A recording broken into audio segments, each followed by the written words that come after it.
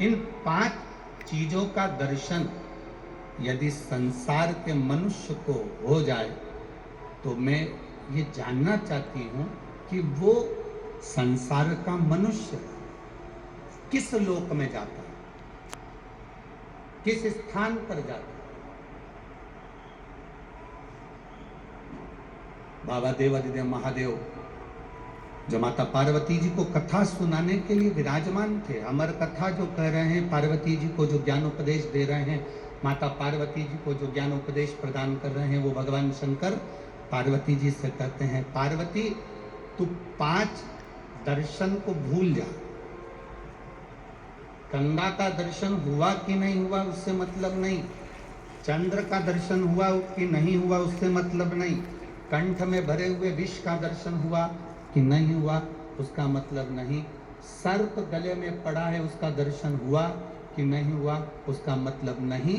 पार्वती अगर संसार का मनुष्य मेरे गले में पड़े हुए रुद्राक्ष को अगर अपने कंठ में धारण भी कर लेता है या उसका स्पर्श भी कर लेता है तो फिर पुनः उसका जन्म नहीं होता, वो कैलाश धाम का अधिपति बन जाता।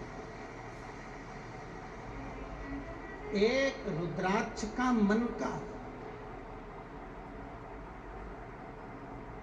एक रुद्राक्ष का मन का,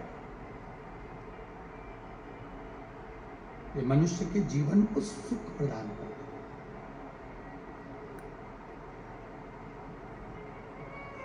बाजार में बहुत सारी गाय रोड पर मिलती है,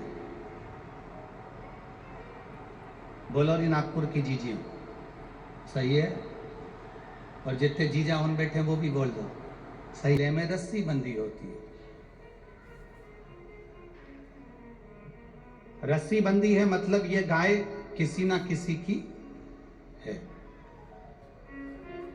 बोलो री नागपुर वाली जीजियों, सही है। और जिस गाय के गले में रस्सी नहीं है, जिस गाय के गले में रस्सी नहीं बंधी हुई है, तो वो कह देते हैं ये किसी की गाय नहीं है, लावारिस है, फिर रही है, जंगल में घूम रही है, ये लावारिस।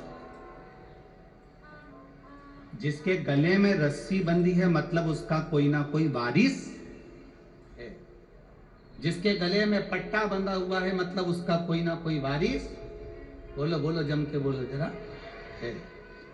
और जिसके गले में रस्सी नहीं है, जिसके गले में पट्टा नहीं है, जिसके गले में रस्सी नहीं बंधी है, वो वारिस नहीं है, तो वो क्या कहलाती है? लावारिस। वो वारिस नहीं है, वो लावारिस है।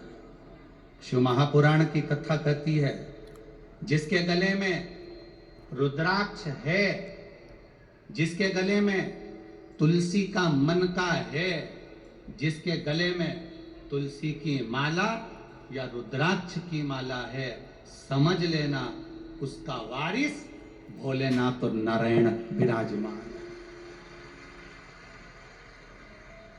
उसका वारिस है।